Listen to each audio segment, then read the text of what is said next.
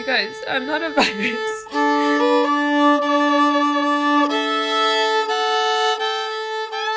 Go back to whatever Asian country you belong in.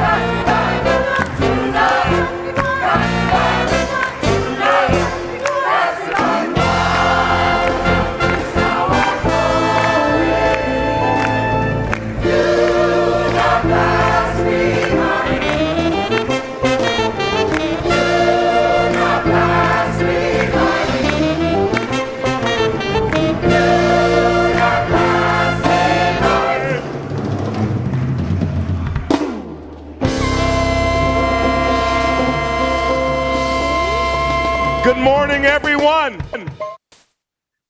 Good morning, everyone. Welcome to Glide Memorial Church on this very special Sunday.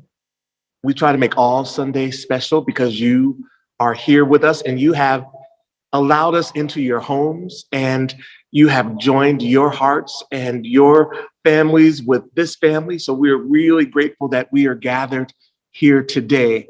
It's been an amazing month of observations and celebrations and remembrances. We are closing out AAPI History Month, and we remember that the history is bigger and longer than the anti-Asian violence that's happening, that's surfacing, that is being recorded and breaking through the noise of the media cycle.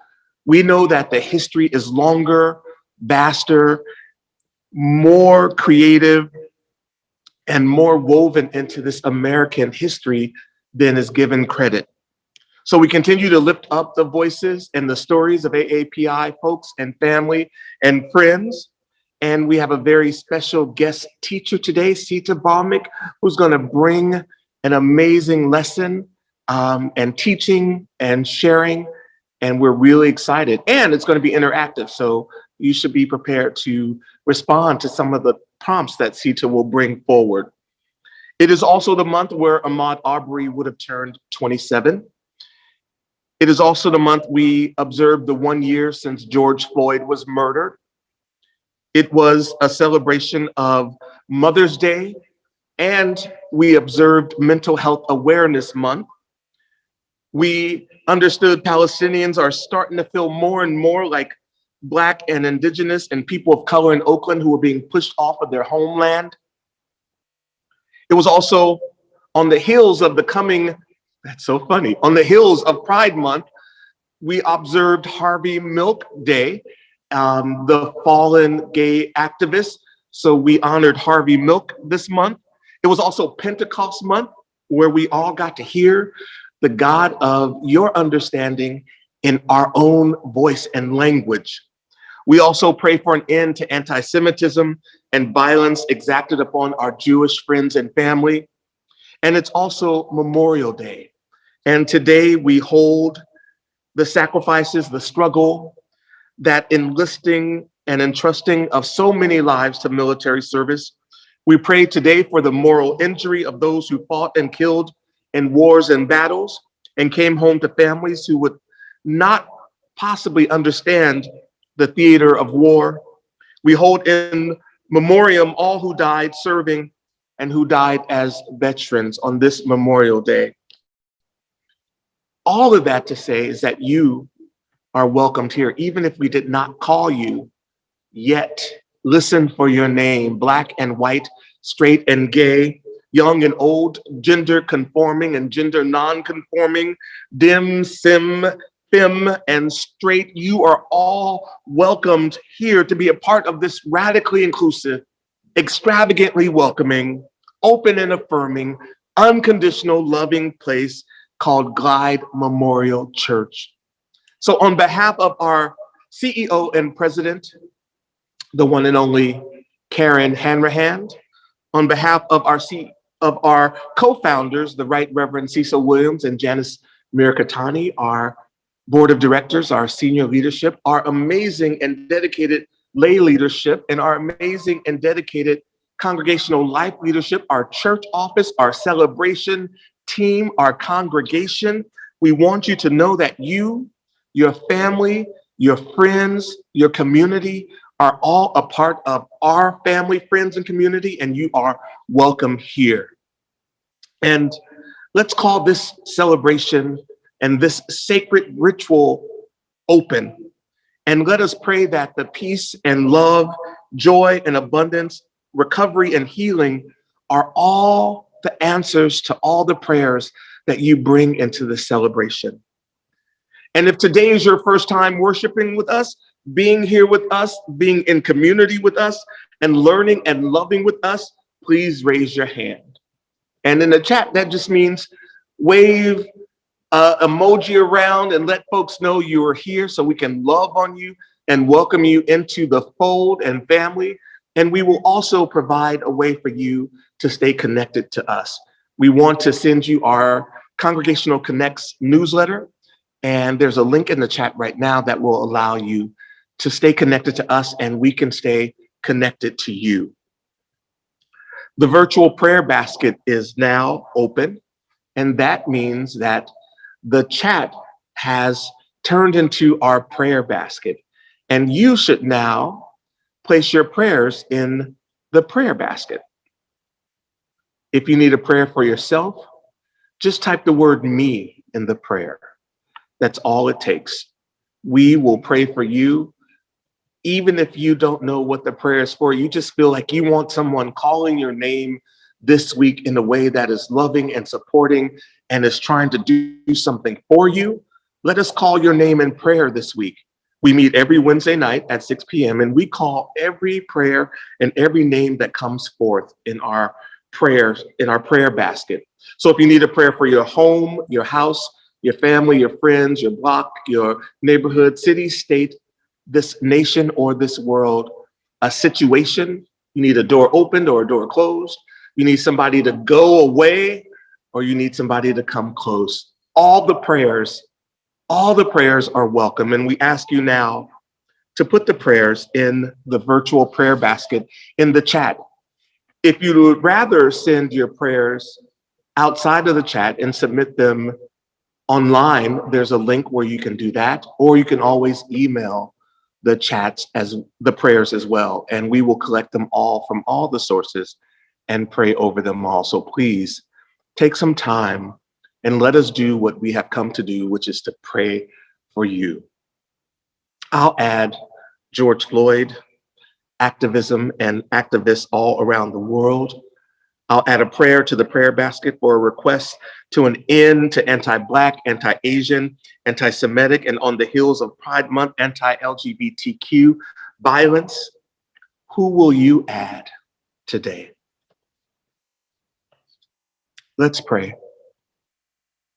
Our binary God, our gender fluid God, our agender and gender queer God in heaven, hallowed be your name, your kingdom come, your will be done on earth as it is in heaven. Give us this day and day by day our daily bread, and forgive us our trespasses as we forgive those who have trespassed against us, and do not lead us into temptation, and deliver us from evil. And oh God, grant us the serenity to accept the things we cannot change, courage to change the things we can, and wisdom to know the difference, living one day at a time, enjoying one moment at a time, accepting hardships as the pathway to peace, taking as he did the sinful world as it is, not as we would have it, trusting that he will make things right if we surrender to the will, so that we may be responsibly and reasonably happy in this life and supremely happy with him forever and ever in the next. Now, Lord, make us instruments of your peace. Where there is hatred, let us sow love. Where there is injury, pardon. Where there is doubt, faith. Where there is despair, hope. Where there is darkness, light. Where there is sadness, joy. O divine one, grant that we may not so much seek to be consoled as to console, to be understood as to understand, to be loved as to love.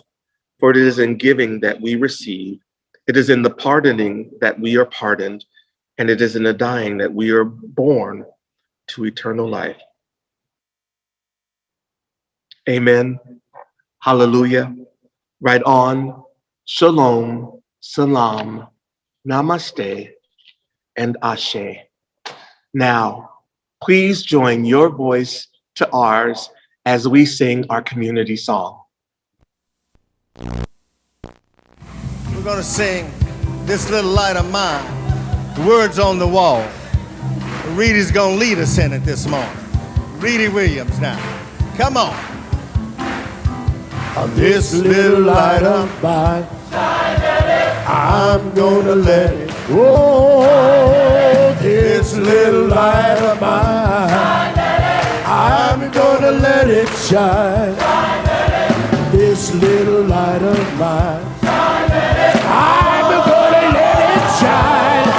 Let it shine, let it shine, let it shine.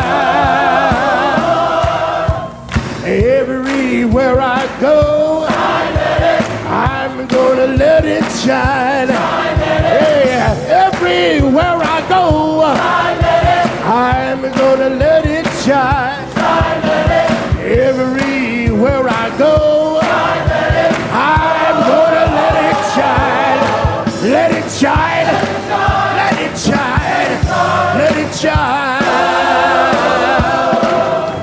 We want the world to know. We're gonna let it shine. We want the world to know. We're gonna let it shine. We want the world to know. We're gonna let it shine. Let it shine. Let it shine. Let it shine. The young and the old together. We're gonna let it shine. Young and the old together. We're gonna let it shine. Said the young and the old together. We're gonna let it shine. Let it shine. Let it shine. Let it shine. I said now that we have hope. Are you gonna let it shine? Now that we have a hope, we're gonna let it shine. Now that we have a hope, we're gonna let it shine. Let it shine. Let it shine. Let it shine. We are now rejoicing. We're gonna let it shine. We are now rejoicing. We're gonna let it shine. We are now rejoicing. We're gonna let it shine. Let it shine. Let it shine. Let it shine. I said of this little light of mine. We're gonna let it shine. Hey, this little light of mine. We're gonna let it shine. This little light of mine. We're gonna let it shine. Let it shine. Let it shine. Let it shine. Whoa. Whoa.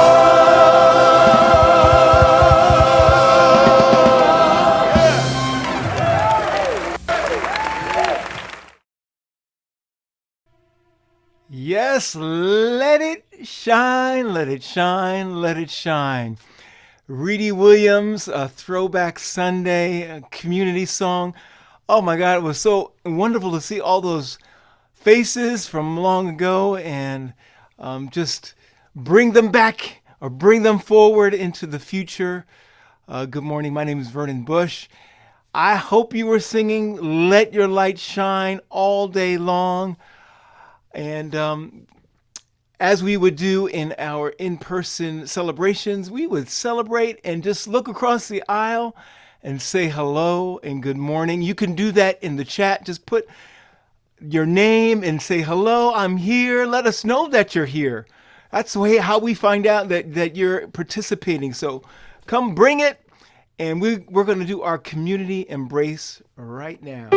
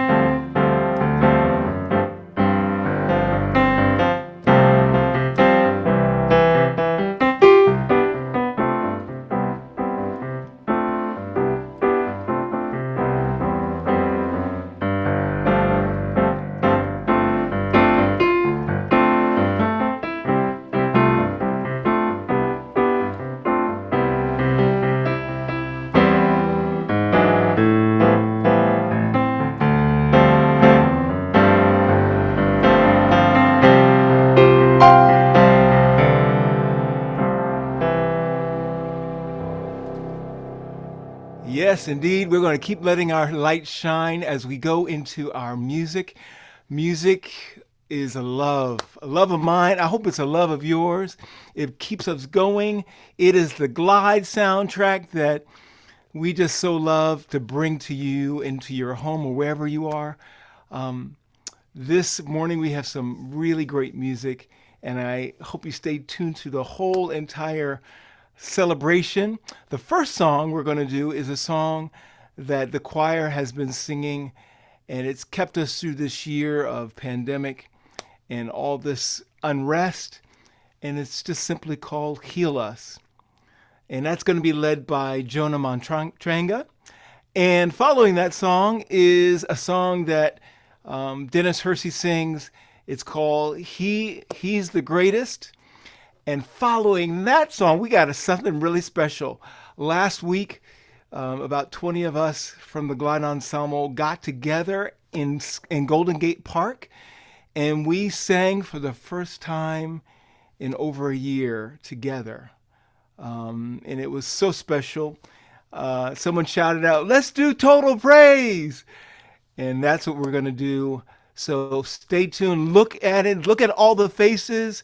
We are just so delighted and happy that we are all together and that we are moving forward and pressing forward. So without further ado, Jonah Montranga singing Heal Us.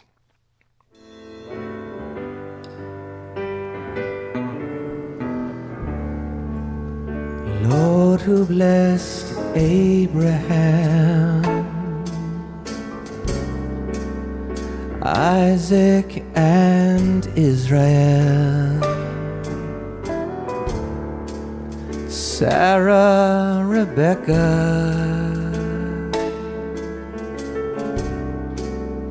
Rachel and Leah, bless those in need of healing and comfort. Yeah. This is our prayer to you. Heal us, heal all of us, right where we are.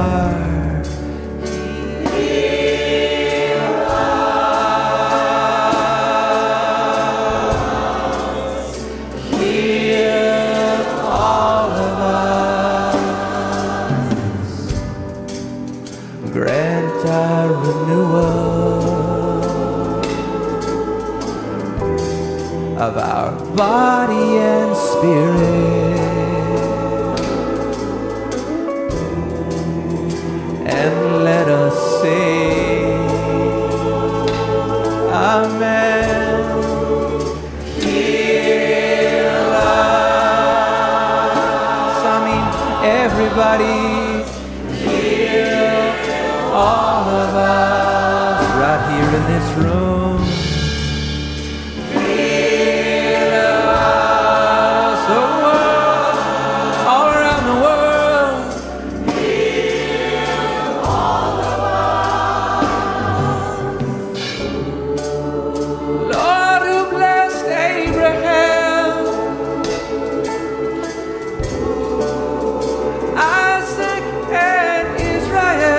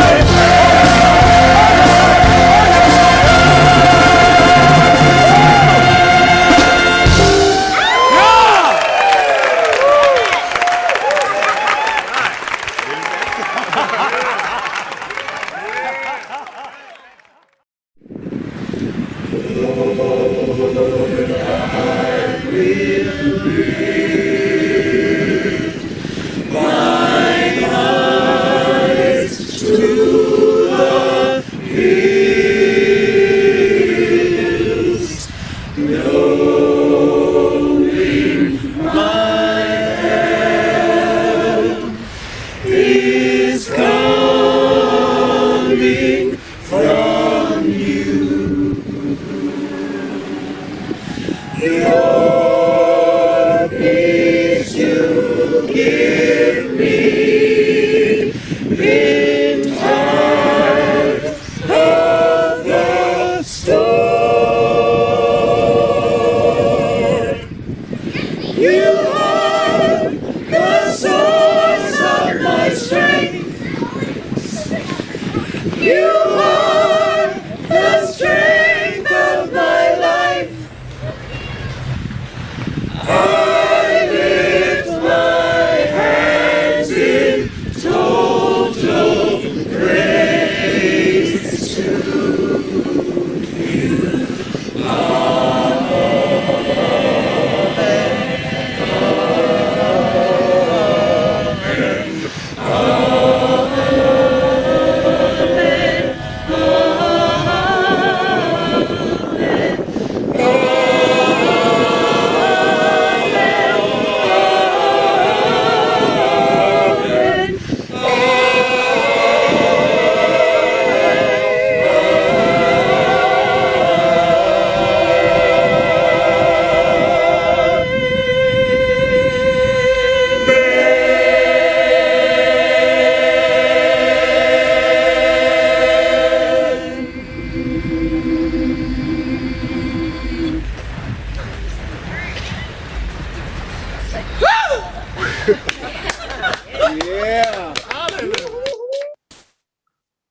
Thank you, Dennis Hersey, Jonah Matranga, and the Glide Ensemble as they are beginning to reformulate in new ways, but with the intention of still bringing music to us, to our healing, and to our community. Really excited about the ways in which the music is going to return in new and exciting ways. So thank you all so much. And thank you, Vernon Bush, for all of your contributions. A few announcements for you today. Don't forget our guest preacher today, Sita Kurtomi Balmick is our teacher, preacher, speaker today, and she'll be offering some interactive words for us today. So be prepared to look into the chat to see how she wants to be in dialogue with you while she is teaching today. Don't forget to like and subscribe to the church's new Facebook page. It's really simple. Brant will put a link in the chat right now, and just like the page. And we'll begin slowly to roll into the new Facebook page, and that's where we'll begin to gather. But just begin to like the page, and it'll help us get everyone over there. So like the new Facebook page. Don't forget, also send your photos in for our Father's Day celebration, and you can send those to churchgroups@glide.org, your photos and your videos about your fathers and father figures. Some happy birthdays to some of my favorite folks. Angela Rodoni, happy birthday, I miss you. Solange Silvera, happy birthday. And one of our Bible study warriors, Larry Gorbit, happy birthday to you all. If today is your birthday, or you are celebrating something or observing something, you gotta let us know. Let us know in the chat right now what it is you're celebrating so we can celebrate you as well. We celebrate you anyway, but we wanna be able to yell it out into the streets and be with you in celebration. Don't forget, we have Pride Month coming up in June. Pride Month is going to be really exciting. A whole month of activities aimed at bringing us together in the umbrella of Pride, including a Dragon Spirituality series that is going to launch again, and all kinds of dance parties and events. So please stay tuned for the rolling out of our Pride Month. Don't forget, you can watch us on YouTube, on glide.org, on Facebook, and listen to us wherever you listen to your podcasts and get your podcasts. We're on Podomatic and all the other sites as well. If you would like to just pick up your phone, if you're not on your laptop or or your computer, and you just want to listen to Celebration through your phone, there's a number in the chat right now. You call it, you subscribe, and then this phone service will call you every Sunday about 5 minutes before Celebration and letting you know Celebration is going to begin. And all you have to do is pick up the phone and listen. So we encourage you to dial in to listen to Celebration. Visit glide.org for all of our congregational life group offerings. If you heard about anything that you are interested in, from prayer to meditation to our white anti-racist group to Speak Out, all of that information is on our website. And for a full list of today's announcements, don't forget that you can go to glide.org/church announcements. Thank you so much. And now Russ Trinidad will give us today's witness. Hello, everyone. My name is Rosalind Trinidad, and I've been a member of Glide in the Ensemble for a lot of years. So much so that I can't remember how long I've been with Glide, and I'm so grateful to my friend for showing me that there is such a thing as wonderful and as accepting as Glide and Cecil and Jan. I started. I'm a singer, and I've always been in a choir in the churches. But when I came to Glide, I was able to sing with and for the Change Band, and it was amazing. So that's what got me to Glide. And then a lot of blessings have transpired since then. I've been able to bring the AIDS Walk to Glide in that sense, so we can have a wonderful presence. And that's been years ago. I think I've been at Glide for about 15 to almost 20 years. Then again, I'm old, so I don't remember. I have 3 grown children, single mom, and I'm originally from Hawaii, and I was raised there. I was going to say I grew up there. And there's a song that I love, and it kind of correlates with how I'm feeling. Mount Makea o Yesu, ihalavai akuai, meke kanaka o pio hano hano, kaulana he Hawaii vai. So this is a song from my childhood that I grew up with. And the artist is Melvin Reed, who was a popular artist or musician in Hawaii. And it always has made me feel whole and loved and a part of something bigger than me. And Glide gives me that family, that group, that feeling of being empowered. And Glide allows me to be human and to have make mistakes and make a fool of myself, which I do often. Mainly if our Glide family feeds me so much with love and caring and understanding and just being there, really just being there. And my being able to be there too. I lost my dad not too long ago, and my mom is in assisted living now. And it's really hard to go through this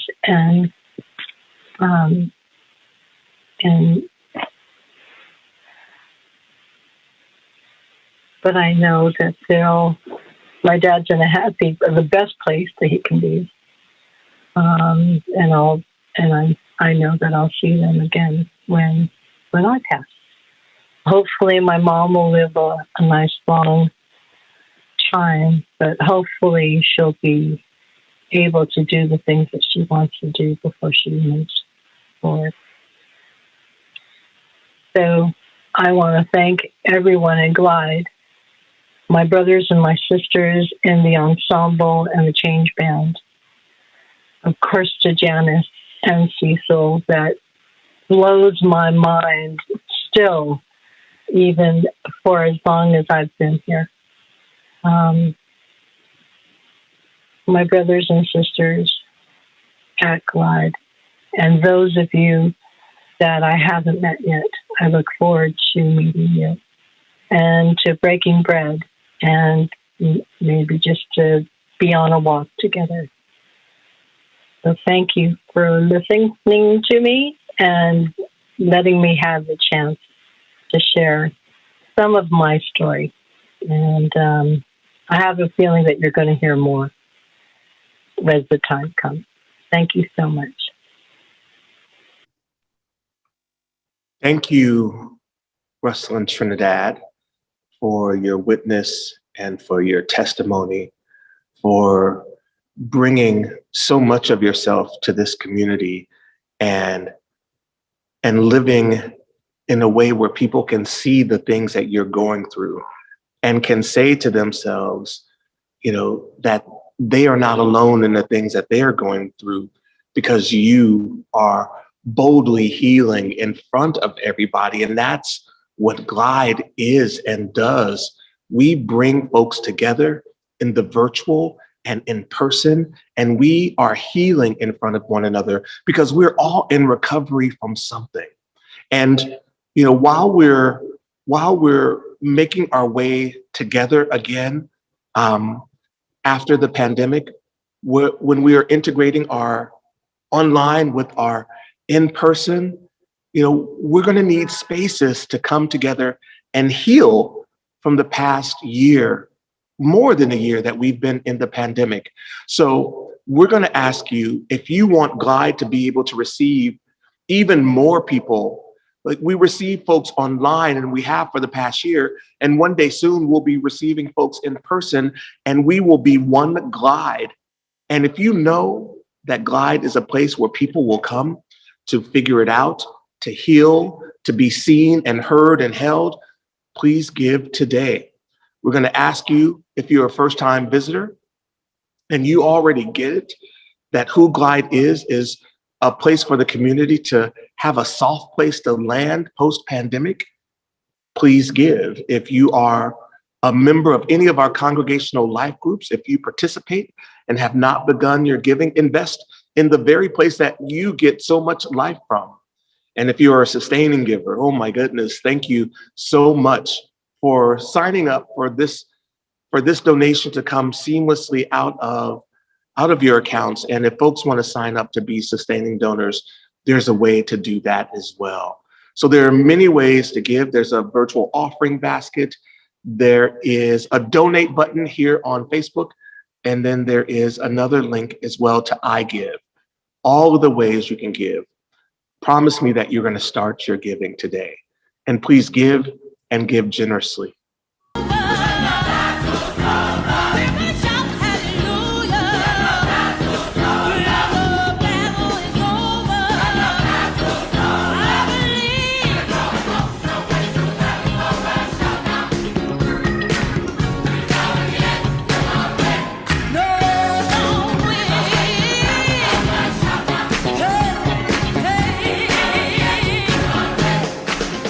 When the tears streaming down.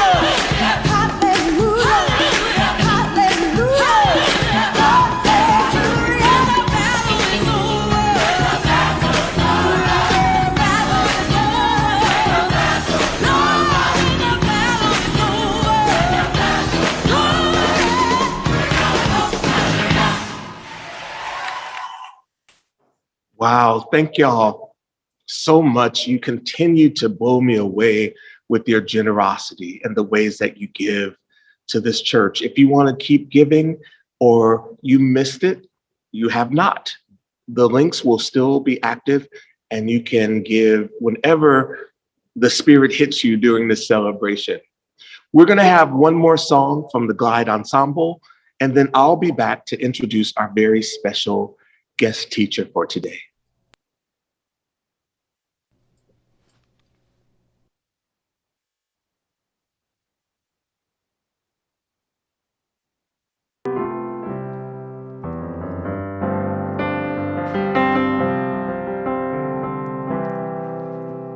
This next song, the fourth song that we're going to present to you and sing to you, I'm going to sing to you this song, which I think is very timely.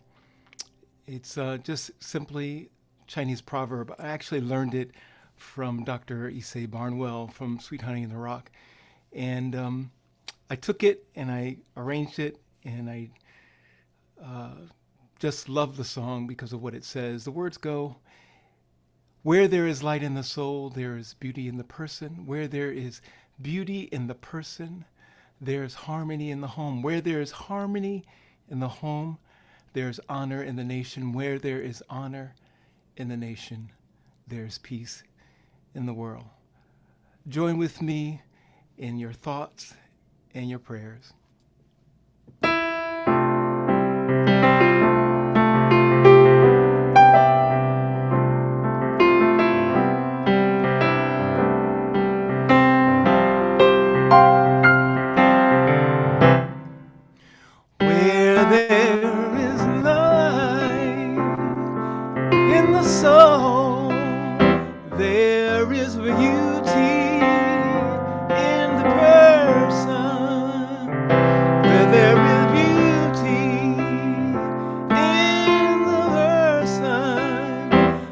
There is harmony in the home. Where there is harmony in the home, there is honor in the nation. Where there is honor in the nation, there is peace.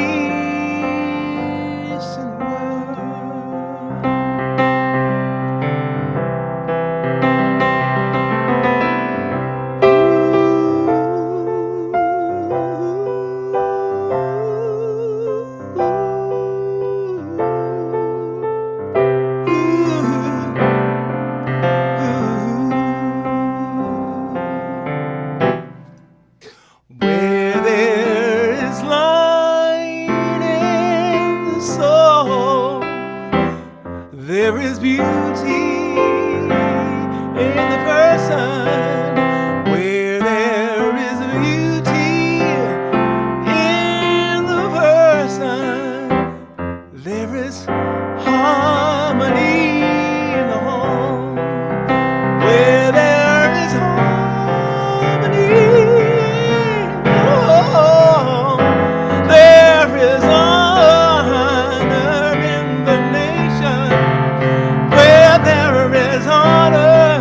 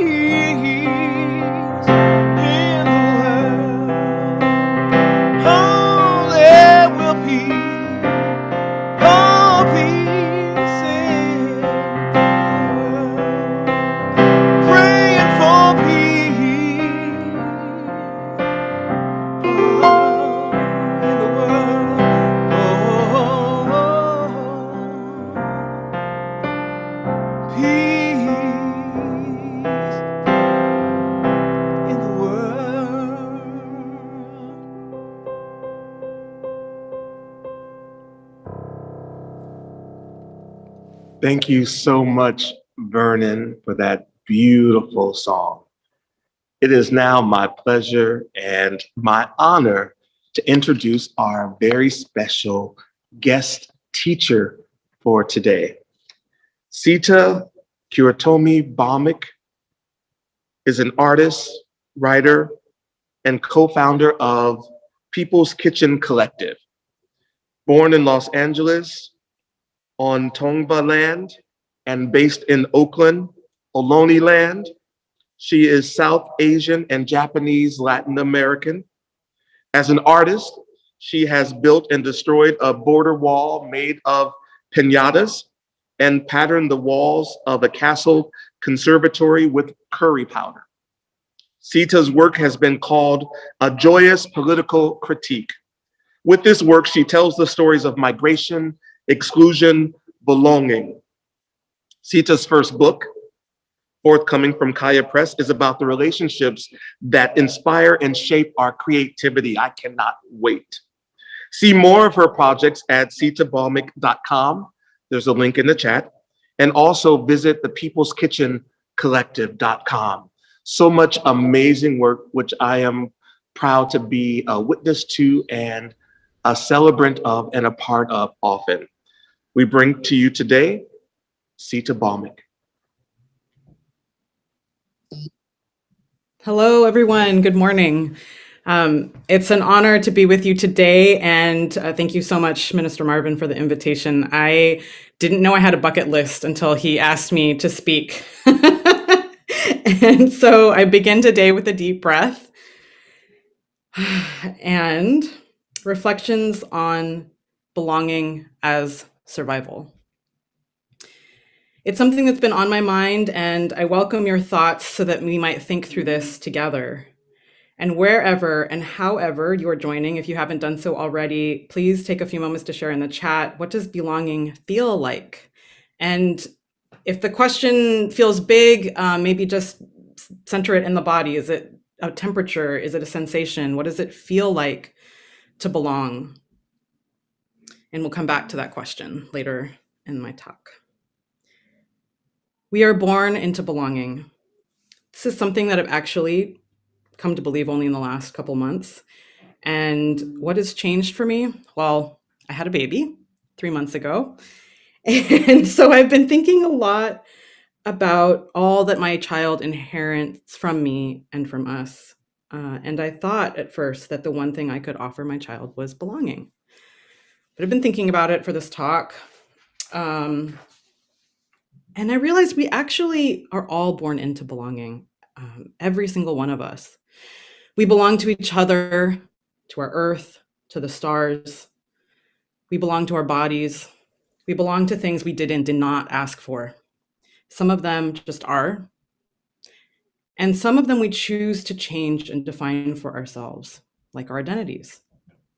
These can shift and change beautifully over the course of our lives. But each and every one of us, I believe, is born into belonging. So what then can I offer my child if he already has belonging? And where I've arrived in these last few days while writing this is that I can be a guide. And I'm recognizing also that some of us were not born with guides. Others were born with many. Some of our guides desperately needed guides of their own or needed their guides to do better. And that we also have many guides that we find and that find us over the course of our lifetime, as many guides as there are selves. So who have my guides been? As a child, it was very clear that my belonging was with my mother, my father, and my brother. We were a unit, our own island nation with our own language and food. My mother is Japanese, born and raised in Colombia. My father is Indian, born and raised in West Bengal. Both of them are first-generation immigrants, and I was the firstborn. And for any of you who are also firstborn children of immigrants, it's something like being a cultural decoder ring. And I think, as I began to feel alienated from and even starved by the America around me, I became curious about the home places that my parents had spoken of all my life. I was very lucky to have parents that actually talked to me about all of the home places. So as soon as I could, I went. I went to India, I went to Colombia, I went to sit in kitchens with my aunties. We shared food when we didn't share language. I went to meet the cousins that my parents didn't know. I went to sit in hesitant silence with elders. It's something that I've actually really grown to love, but I can just remember being so squirmy and awkward in that silence. And so this constellation grew from the 4-person island of our family to include family on 3 continents. And it was about this time that I moved away from home. I went to college. There I found friends, really the first time that friends were a group of friends. I worked a dozen jobs and I became an artist. And so my belonging began to include many more bodies, friends, mentors, people I read in books, and the constellation grew. I should also say that it wasn't until after college that I began to identify as Asian American. I heard someone say once that being Asian American is to wonder if you're Asian American, and there was part of that that really rang true for me.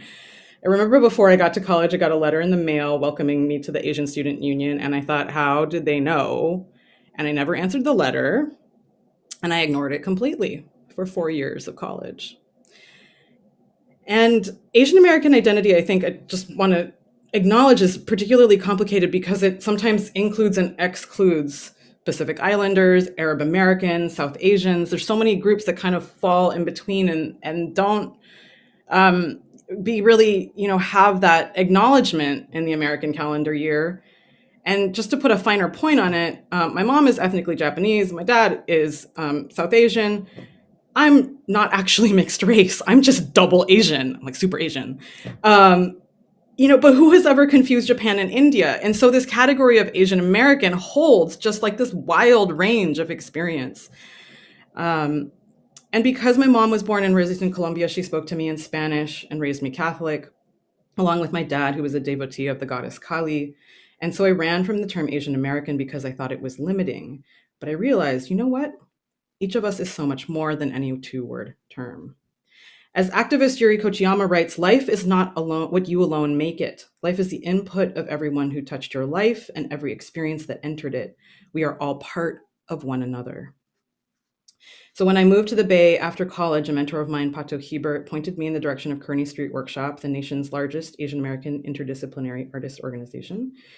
And that led me to Hyphen Magazine, an Asian American magazine, whose name acknowledged that hyphenated, the hyphen, that we as people of color would always be African American, Asian American, Native American, any number of Latin American countries American before we were seen as American. I had spent my 4 years in college reading about identity, but now I was negotiating it live and in real time. And I did that in San Francisco. And so without knowing it, I had been introduced to community organizing. I learned about calculating which San Francisco cafes were emptiest and therefore more ideal to hold meetings, and that decisions could be made by the people who showed up. And so San Francisco taught me an important lesson that Asian American, that term, could hold political power. It could hold history, art, people who played music, threw good parties, ate well, and held their fists high in the air. And this is where political power can be gained by choosing to belong to an identity. And at that moment, I was desperately seeking community. Community is talked about like something that's nice to have or that we should have, I think sometimes, like, oh, there's a community room, or, if at work, sometimes we talk about community. But community is serious business. It's critical to our survival. And as humans, we need to be part of a diverse ecosystem in order to survive. It's like actually just necessary, right, on a cellular level. I wanted to belong to something bigger than myself, and I'd gotten tastes of that. But I also wanted to feel like we were getting somewhere, right? And so the more I became aware of systemic racism, capitalism, and patriarchy, I had lived it, but I was forming language to it. I was meeting people who could help me put words to my experiences. The more that I knew that these would not budge on their own. And so I was also desperate on a personal level for community that would drop off soup if I were sick, offer me a couch to sleep on, notice if they hadn't heard from me for a while.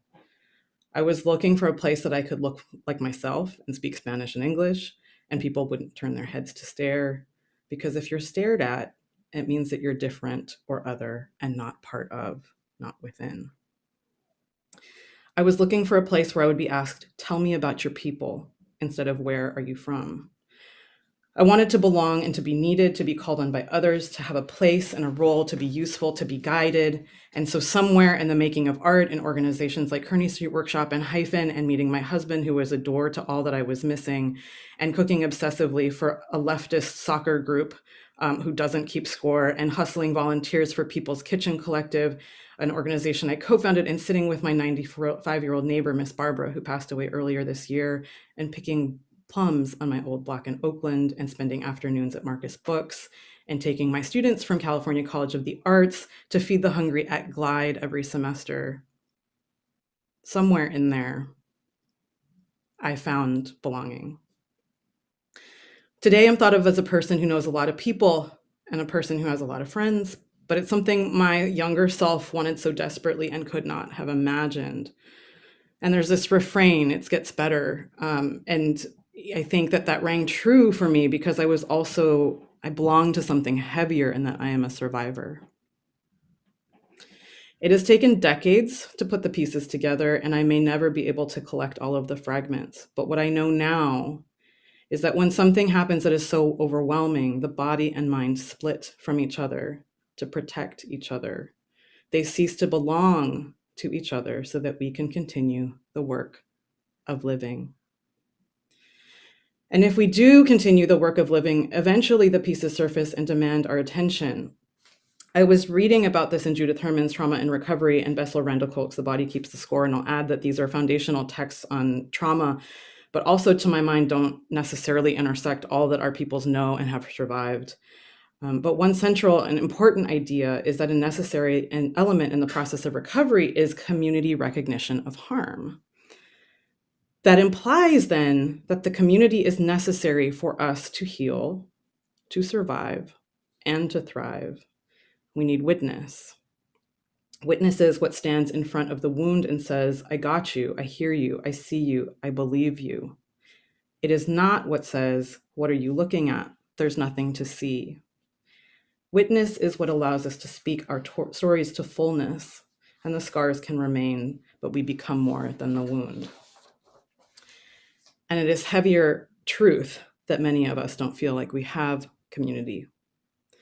And in the act of joining today, each of us creates community, a strange, beautiful, digital kind of network of community. We are our community, and I am grateful for us. What I have learned in the past decade is that community isn't always about liking someone, it's about loving them. And I actually kind of find it reassuring that some of the people that I'm in community with irritate the hell out of me, because it means that the community is bigger than any one person. And I think this practice is important as a political exercise too. The pandemic has tested everything we know about these personal relationships, about how we are with one another, about how we mourn, how we celebrate. And as I mentioned, I have been pregnant in this pandemic, and I gave birth to my son. I also lost my mother-in-law 1 year ago tomorrow, Catherine Chavez Kirschbaum. And so in the last year, I have held the hand of someone who is dying and held the hand of someone who is coming into life. And I have never been closer to death and to life. There are dozens of aunties and uncles and cousins and friends and chosen family in this world who my child may not meet for years, or worse, who he may never meet. But what I can tell you is that these people don't even need to meet him to love him. And this to me feels like belonging. So what does belonging feel like? I'm gonna go to a couple of these responses here. Belonging from someone in the chat feels like safety, love, comfort, home. Glide is one of my most important places of belonging. I have another person who's saying belonging is a hug from your Nana. Belonging feels like being seen and accepted, even if not fully understood. Ultimately, belonging also feels like the possibility of being loved. Someone else writes, in my experience, belonging feels like slavery. And I think that's really important. You know, I've wrestled with this, and thank you for that, because I do think of a belonging not as an owning, but as a mutual recognition of power. and I know that that's, one kind of, that's how I'm seeing belonging here. And I do wrestle with that question of how do we not limit each other when we belong to each other. And so I'm also, in asking this question of people, have been really surprised about some folks responded that belonging felt like kind of letting it all hang out, walking around in their underwear in their house, and I thought about that, and because belonging kind of also feels like, someone mentioned a hug, and this kind of looseness, it feels like a kind of freeing, feels like an opening up, but I think that they're adjacent to each other. You are safe, you are free, I accept all of you. This is belonging. Caroline Chow writes that belonging is when I forget myself and lose self-consciousness. And so this kind of idea of like this kind of greater belonging, I'm pointing upwards because I'm imagining this like network up here.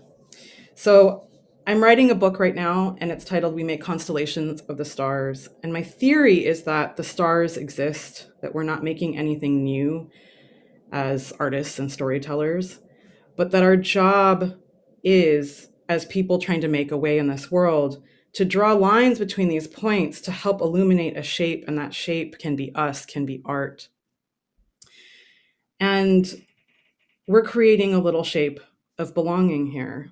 I came to this metaphor as I was thinking about the impact of Executive Order 9066, the order that incarcerated Japanese and Japanese Americans.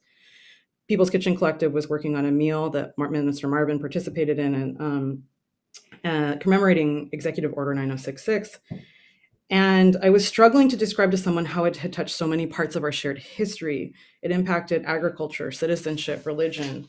Buddhism was treated as suspect, so there was a lot of conversion to Christianity, and families, and a lot of Christians also who were in the camps. The food, family structures, music, the War Relocation Authority actually encouraged pop music as a way of assimilating Japanese Americans in the camps. People were actually had to promise upon leaving that they would not speak Japanese so as not to make other people feel uncomfortable. And I just want to also note that Janice Mirikitani was at Rower, interned at Rower concentration camp in Arkansas with her family. And one of the things that I remember most about that meal was Marvin saying, just as the history of slavery is not the history of African and African Americans, so is the history of Japanese internment not the history of Japanese and Japanese Americans. The Kampahi River Collective of Afrocentric Black and lesbian feminists teaches me that our oppressions are interlocking. Kimberly Crenshaw teaches me about intersectionality. And while it's not possible to know everything, to hold everything, to do everything, to be everything, we can draw a constellation. So what is the shape that I am drawing here today? I don't have an answer for you, but I do have a story. And sometimes people ask me what I do when I'm stuck as an artist and a writer, and the answer always lies with someone else. So when Marvin asked me to speak to you today and I was unsure of where to begin, I remembered meeting a woman, Marilyn Kincaid, who's a self-identified secretary on the 5th floor of Glide. She caretakes the memories, boxes of memories of the history of Glide. And so I spoke to her about May and Asian Pacific American Heritage Month, and I kind of told her, I think I'm looking for something. And she's like, I'm not sure what you're looking for. And I said, well, honestly, neither am I. But she invited me down. And it was another thing that I do sometimes when I'm stuck is to go to place. And so I was at Glide for the first time in over a year. And she handed me a folder. And she said, do you know about the I Hotel? Did you know that Jan and Cecil were involved? And for those of you who aren't familiar with the International Hotel, known as the I Hotel, it was a single resident occupancy building, or SRO, that housed thousands of Asian laborers since the 1920s. By the 60s, it primarily housed Filipino Americans and was targeted for demolition under an urban renewal project. In 1968, there were eviction notices, and that began a decade-long struggle to defend the residents of the I Hotel. In the early morning of August 1977, 400 riot police forcibly removed the last 55 remaining tenants, despite the physical presence of 3,000 protesters. I had learned of the history of the I Hotel because of Kearney Street Workshop, whose offices and gallery were there and who was active in its defense. So I lit up when Marilyn mentioned the I Hotel to me. She showed me a beautiful program from 1970 where Jesus was referred to as chairman, and the church ad included calls for support of the Black Panther Breakfast Program, the United Farm Workers, Soledad Prison, and the Asian movement groups housed within the I Hotel. This page of the program is an intersection of spaces in which I find belonging and inspiration. As a student of the Panther legacy, and just as People's Kitchen Collective hosts an annual free breakfast in October honoring the Panthers, Kearney Street Workshop was my first creative community home.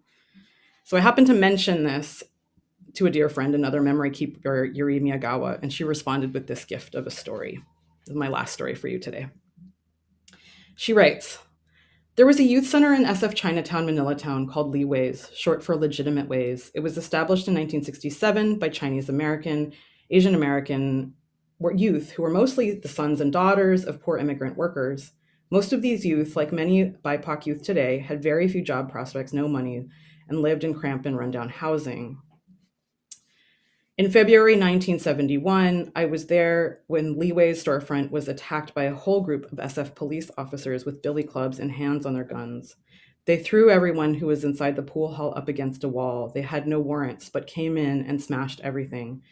They broke the pool table. They destroyed the photography room and equipment. They tore posters by young Asian American artists off the walls. They ransacked and made a mess of the draft counseling and legal services, confidential files and offices, and even broke the toilets, damaged the plumbing, and got up into the ceiling and electrical wires. The Reverend Cecil Williams happened to be walking down the street and stopped in front of Leeway's just as the police were going crazy. And right away, he saw what was going on. I will always be personally grateful to him for at that moment, he literally pulled me out of harm's way just as the police were wreaking havoc and going to arrest people. I will never forget the action of his kindness. I was 4 months pregnant. Reverend Cecil Williams yelled at the cops, demanding to know what they were doing and why, and he stayed to make sure that everyone was all right after the police left. And so in hearing this story, I'm also asking this question of what does it mean to belong and struggle together, to defend each other? And this gift of this story also created for me a sense of belonging to these histories. In my sometimes desperate search for belonging, I have found many homes. James Boggs writes, "It is only relationship to other bodies and many somebodies that anybody is somebody. Belonging in this sense is mutual. In a community that recognizes each other's power, there is no charity. There is only mutual aid. There is self-determination. So I have come to think of ways to belong, both big and small." This is my working definition of belonging for my book, We Make Constellation of the Stars. And I'll also pose the question to you, how do you offer belonging? To belong is not to be questioned about whether or not you belong. Belonging is how are you, not who are you. Belonging is a seat at the table, or better yet, an invitation to join us here on the floor. Belonging is meeting your aunt for the first time and the feeling that you get when she pulls a creased photo of you she has kept in her wallet for as long as you have been alive. Belonging is being part of something bigger than yourself, family, chosen in blood, something that pre-exists you, something you need, something that needs you. We belong to each other, to the land. How do you belong? Jocelyn Jackson reminds me that belonging is beloved community. Reverend King wrote of the different kinds of love that agape is love seeking to preserve and create community. True belonging is an act of love and a call to act. This can feel like ease, but it is not always easy. Belonging is active, constantly negotiated, tested, held. There is power in belonging, a possibility greater than the sum of its parts, but it must engage with, not dominate over. Genocide is perpetrated by people who feel that their belonging is superior to that of the belonging of another. Elections are won by manipulating our sense of belonging as greater than, not equal to, of identifying those who do not easily belong as suspect, of using fear as a greater lover than love. How do we negotiate the belonging of those who cause us harm? Belonging requires accountability. We have to do right by each other in order to sit side by side. If we believe that none of us are free until all of us are free, then belonging is what will unbind us, not from each other, but from oppression. There must be freedom in belonging, and we need to belong to feel free. Thank you so much for joining me today, and I cannot thank you enough for your responses in chat.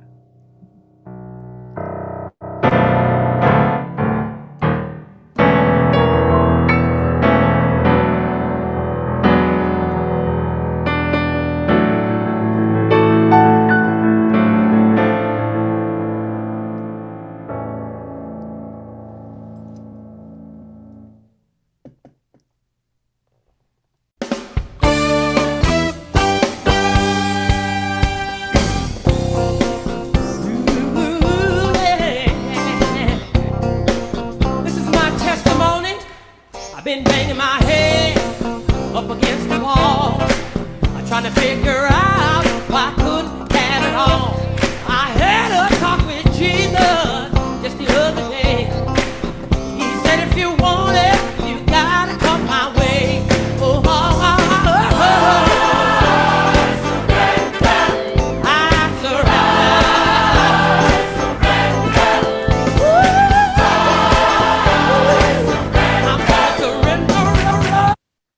Thank you so much, Sita, for your words, your wisdom, your sharing, your person, for bringing us all into this circle of belonging that is so much a part of who Glide is. And thank you all for being with us here today. We appreciate you sharing your time with us. Thank you for coming together. Please join us in Freedom Hall following this celebration so that we might have some fellowship time. And then join us again at our 11 a.m. celebration, or join us again next week where we kick off Pride Month. It'll be a lot of fun, a lot of ways that we can commemorate the contributions of LGBTQ plus folks. Don't forget to keep giving, keep praying, keep witnessing, keep preaching, and to keep singing. Remember that COVID is still here, but so too is hope. Let us do what is necessary to protect hope. Wear your mask, social distance, wash your hands, make sure you have good airflow. Let's show hope that we are creating the optimal opportunity for it to stick around. Let's close this celebration as sacred and as sweetly as we opened it. My name is Marvin K. White. I'm your minister of celebration. Vernon, will you please lead us out with our closing song?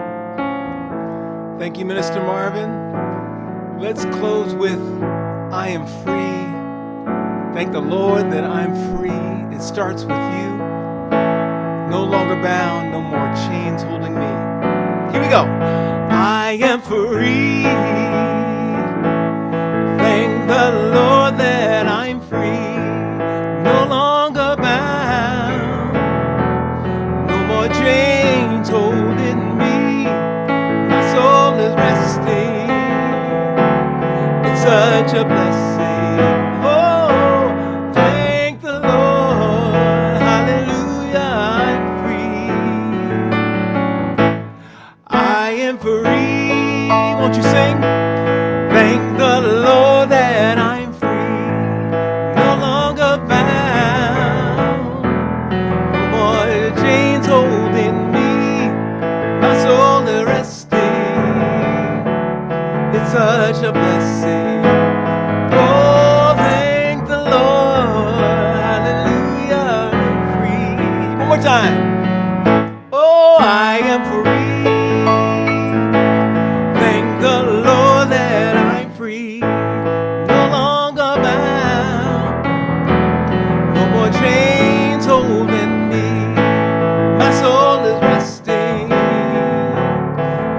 such a blessing. Oh, thank the Lord, hallelujah, I'm free. Oh, thank the Lord, hallelujah, I'm free. One more time. Oh, thank the Lord, hallelujah, I'm free. Yeah.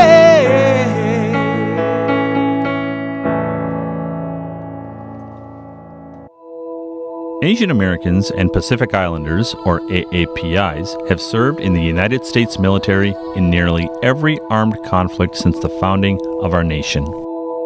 Yet, where are they in the pages of our history? By highlighting their stories, our nation becomes more whole in understanding the patriotism and impact of the AAPI community. The story goes all the way back to the Battle of New Orleans during the War of 1812, where Filipinos joined the U.S. Army in manning defensive batteries against the British. During the Civil War, our nation was divided over the issue of slavery. As an integral part of the American fabric, AAPIs fought on both sides of the Civil War, with Chinese Americans serving in both the Union and the Confederacy. In the face of discrimination under the Chinese Exclusion Act, Chinese Americans served their nation in the Mexican Expedition of 1916. As the world plunged into World War I, many Asian Americans joined the U.S. Army, including Bhagat Singh Thind, an Indian American of Sikh faith. He was loyal and very patriotic, yet he was denied citizenship by the U.S. Supreme Court. Then, in 1941, Japan attacked Pearl Harbor. As a result, President Roosevelt authorized the detainment of 120,000 Japanese Americans to incarceration camps. To fight against public distrust, 30,000 Nisei or second-generation Japanese Americans enlisted during World War II. The 100th Infantry Battalion and later the 442nd Regimental Combat Team remains the most decorated unit in U.S. military history. You fought not only the enemy, but you fought prejudice, and you won. As a colony, the Philippines allied with America. The United States Armed Forces of the Far East enlisted nearly 250,000 Filipinos, a decisive move that helped win the Pacific Theater. For their valor, Filipinos were promised citizenship and military benefits, yet they couldn't claim them after passing of the Rescission Act. With the repeal of the Chinese Exclusion Act, 13,000 Chinese Americans enlisted to fight for their nation.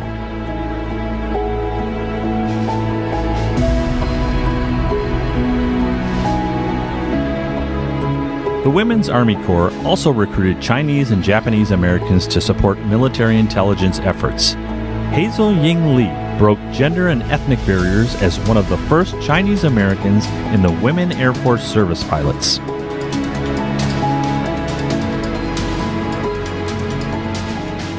Ultimately, the outstanding performance of segregated minority units like the Tuskegee Airmen, the Native American Code Talkers, and the famed Nisei Warriors led the Department of Defense to review its policies on minorities serving in the military.